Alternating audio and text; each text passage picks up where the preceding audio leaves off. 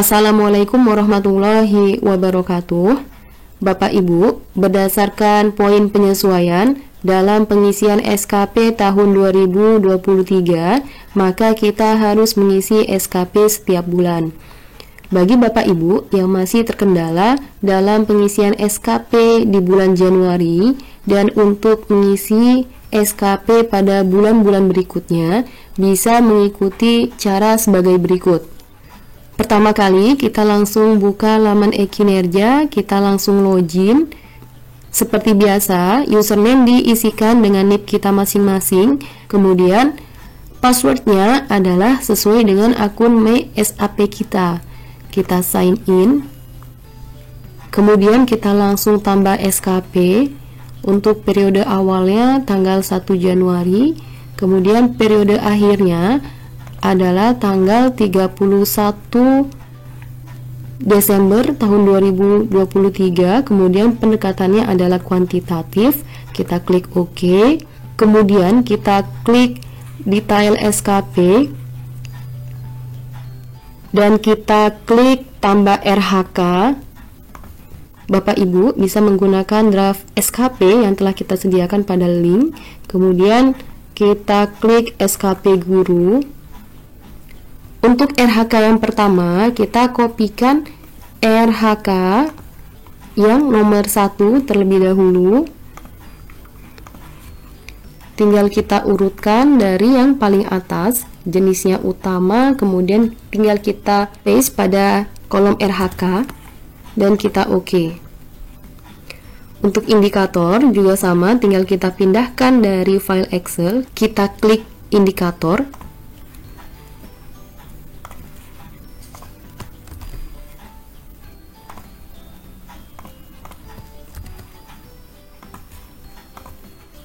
Kemudian indikator yang kedua adalah kualitas.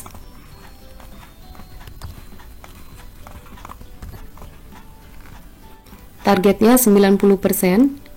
Kemudian kita OK, dan indikator yang terakhir adalah waktu.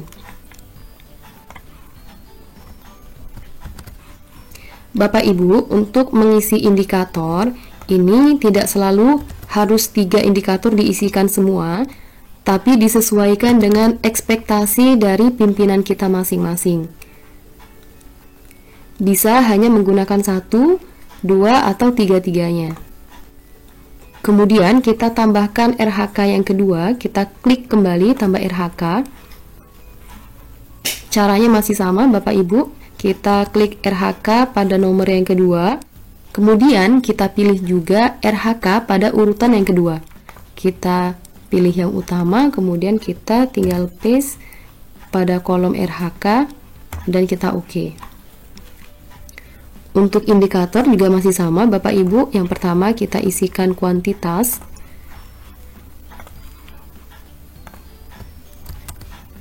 Kemudian kita copy lagi dan tinggal kita masukkan. Kemudian targetnya adalah 1 laporan. Kita OK. Kemudian untuk kualitas kita juga tinggal pindahkan dari file Excel. Kemudian targetnya adalah 90%, kemudian kita OK. Yang terakhir juga masih sama, kita pindahkan dari Excel.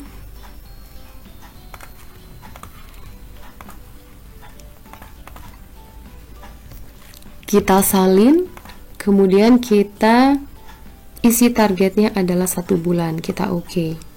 Untuk mengisi RHK berikutnya masih menggunakan cara yang sama Bapak Ibu, kita tinggal salin pada file Excel, kemudian kita sesuaikan dengan rencana kerja kita dalam 1 tahun.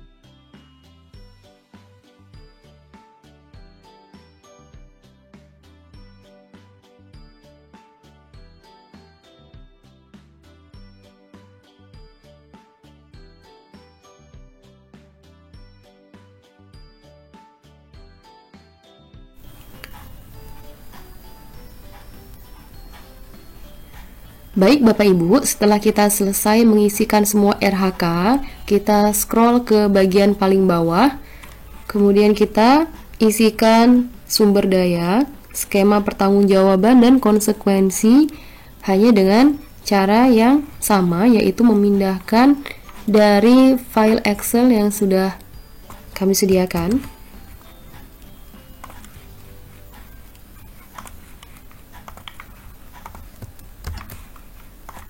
Dan untuk mengisi pada kolom skema pertanggungjawaban ini kita sesuaikan dengan RHK yang kita buat.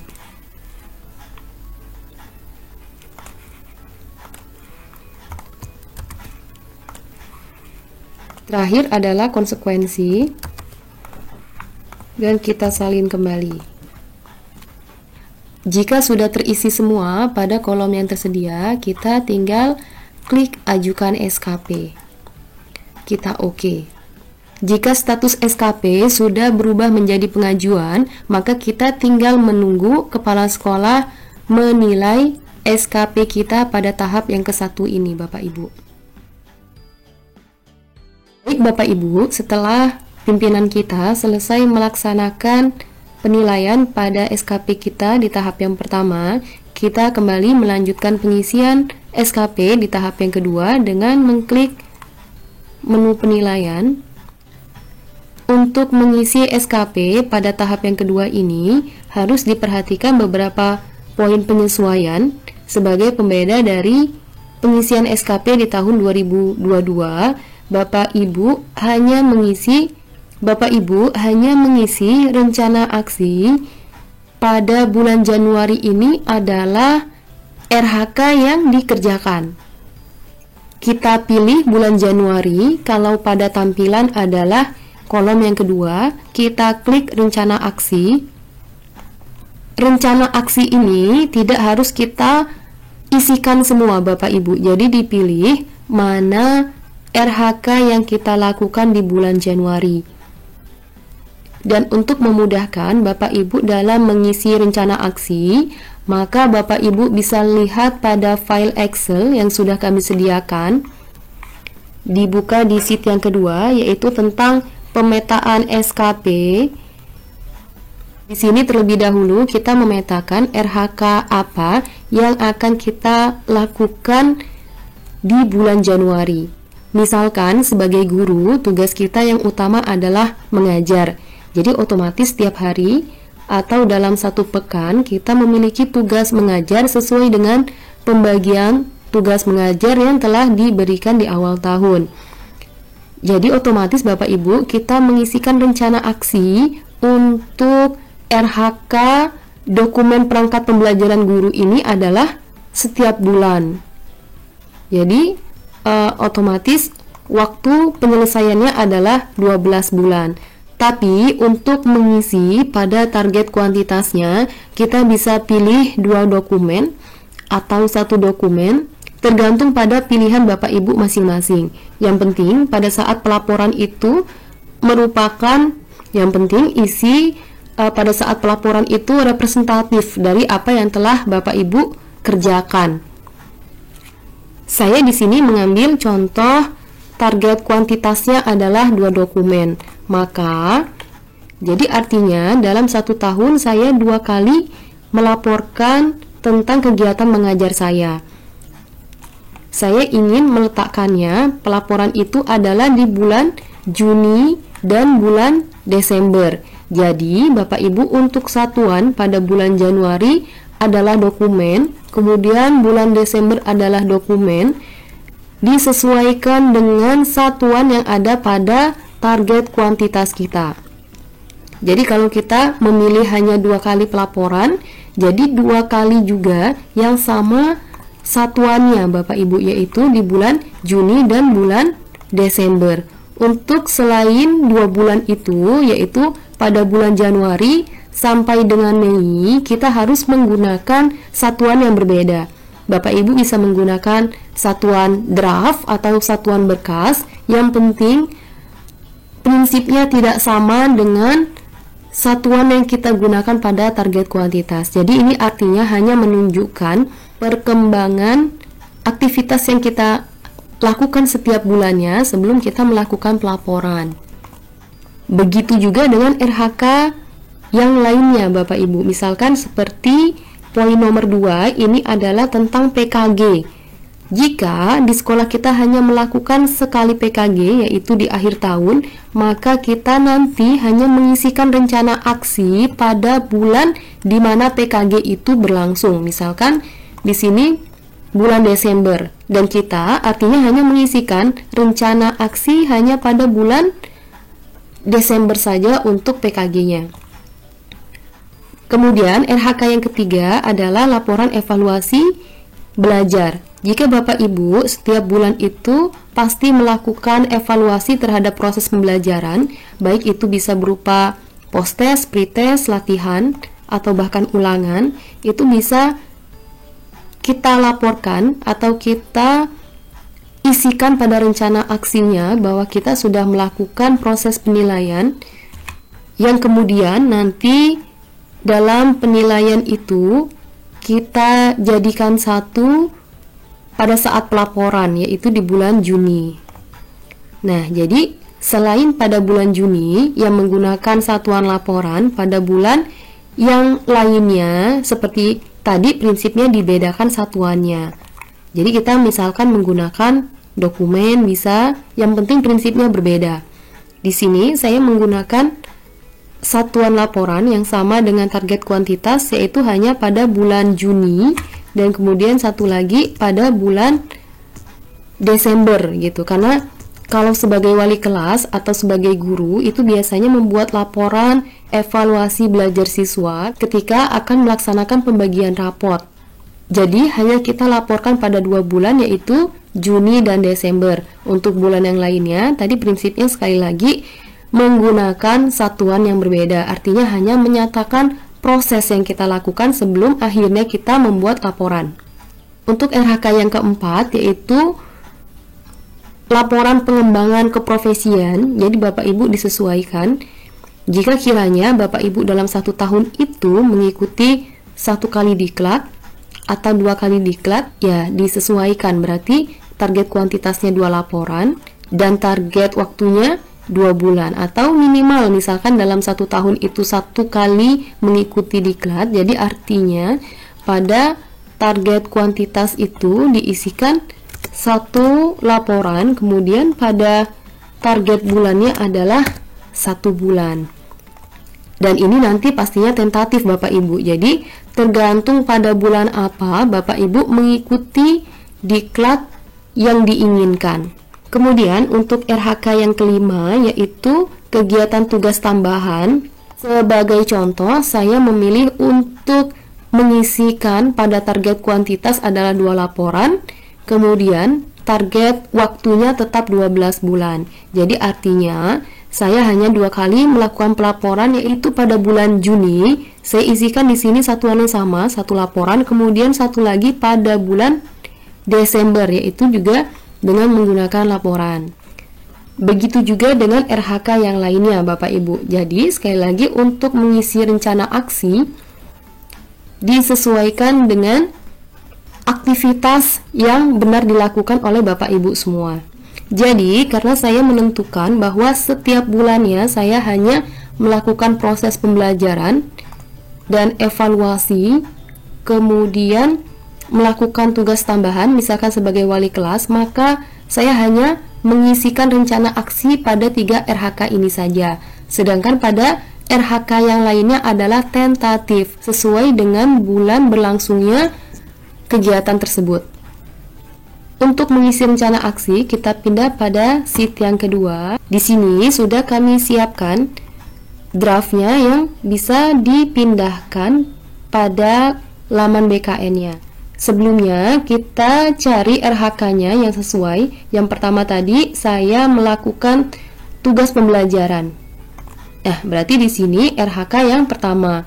Sehingga saya harus mengcopy atau menyalin pada rencana aksi di kolom yang pertama. Saya pindahkan ke laman BKN yaitu RHK tugas mengajar, yaitu perangkat pembelajaran. kita klik tambah RHK, kemudian kita paste pada kolom yang tersedia, kita oke. Kemudian kita kembali lagi pada file Excel-nya untuk mencari rencana aksi pada kegiatan evaluasi proses pembelajaran, yaitu pada RHK yang kedua, yang bunyi redaksinya laporan evaluasi hasil dan penilaian pembelajaran sesuai dengan rencana yang telah ditetapkan. Kita klik pada rencana aksi, kemudian kita salinkan pada laman BKN. Kita cari lagi di sini Bapak Ibu, kita baca dengan teliti di RHK yang menyatakan proses penilaian, kita klik rencana aksi, kemudian kita salin dan kita oke. Kegiatan terakhir yang saya lakukan di bulan Januari adalah melakukan pembinaan terhadap siswa yang menjadi binaan. Kita klik pada bagian rencana aksi, kemudian kita pindahkan lagi pada laman BKN-nya. Kita pilih RHK yang sesuai, yaitu tugas tambahan, kemudian kita klik rencana aksi dan kita paste pada kolom yang tersedia. Jadi Bapak Ibu, ini adalah hanya sebagai contoh yang artinya harus disesuaikan dengan kegiatan yang Bapak Ibu lakukan pada bulan Januari. Jika Bapak Ibu sudah pernah mengikuti diklat pada bulan Januari, jadi silakan diisikan pada rencana aksi.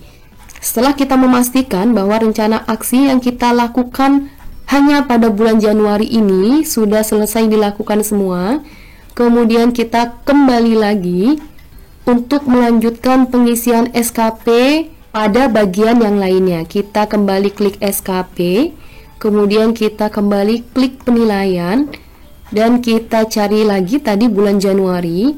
Tadi kita sudah selesai melakukan pengisian pada rencana aksi, kemudian kita beralih ke poin yang ada di bawahnya, yaitu berupa pengisian bukti dukung. Kita klik Bapak Ibu, kemudian kita scroll ke bawah. Nah, di sini ada dua kolom yang harus kita isikan kembali, yaitu berupa upload bukti dukung dan kemudian realisasi. Pada bagian ini Bapak Ibu, untuk mengisi bukti dukung dan realisasi, kita juga harus menyesuaikan dengan rencana aksi yang kita lakukan hanya pada bulan Januari. Yaitu tadi yang pertama, kita melaksanakan proses pembelajaran. Kita cari RHK yang sesuai, yaitu pada RHK yang poin pertama, pada kolom yang pertama ini. Kemudian kita klik bukti dukung, kemudian kita salin terlebih dahulu link drive yang akan kita gunakan dengan membuka Google Drive kita. Terlebih dahulu kita sudah menyediakan satu folder yang kita beri nama folder SKP 2023. Kemudian kita klik, kita breakdown lagi berupa bulan Januari. Dan pada bulan Januari ini kita isikan bukti dukung pada RHK yang kita lakukan. Jadi ketika kita klik, ini ada 3 lagi folder yang berisi tentang bukti dukung yang sudah kita laksanakan kegiatannya hanya pada bulan Januari. Yang pertama tadi adalah tentang perangkat pembelajaran. Kita share link, kemudian kita pastikan bahwa yang bisa mengakses adalah anyone with link. Kemudian kita copy link, kita masukkan nama bukti dukungnya adalah perangkat pembelajaran. Kemudian file bukti dukungnya tinggal kita salin dan kita oke. Kita lakukan juga Bapak Ibu pada aspek yang lainnya. Tadi kita sudah isikan pada aspek kuantitas, kemudian kita isikan juga pada aspek kualitas dan waktu dengan menggunakan bukti dukung yang sama.